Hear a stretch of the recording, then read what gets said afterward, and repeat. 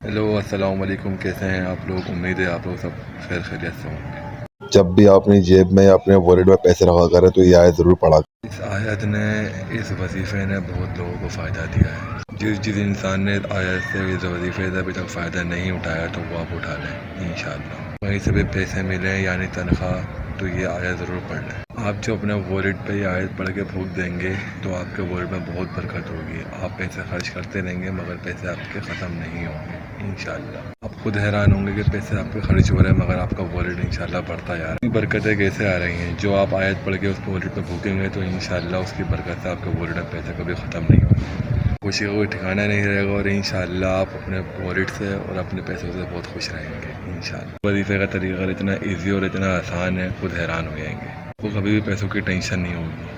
یہ وظیفہ پڑھنے سے پہلے، یہ آیت پڑھنے سے پہلے میرے چینل کو لائک ضرور کر دیجیے گا، سبسکرائب کر دیجیے گا اور میرے چینل کو آگے شیئر ضرور کریے گا ان لوگوں کے ساتھ جو پیسے کی وجہ سے پریشان۔ تو یہ طریقہ سمجھانے سے پہلے محبت سے آپ کن فیکن کمنٹ میں اور اللہ اکبر ضرور لکھ دیجیے گا۔ اس ویڈیو کو صدقہ جاریہ سمجھ کے اپنے دوستوں کے ساتھ ضرور شیئر کریے گا۔ یہ تو آپ وظیفے کا طریقہ کار سن لیں۔ آپ کسی بھی وقت کسی بھی حالت میں ہوں، وضو سے ہوں یا نہ ہوں، اول و آخر ایک ہی مرتبہ درود ابراہیمی اور درمیان میں اس آیت کو ضرور پڑھ لیں 3 دفعہ۔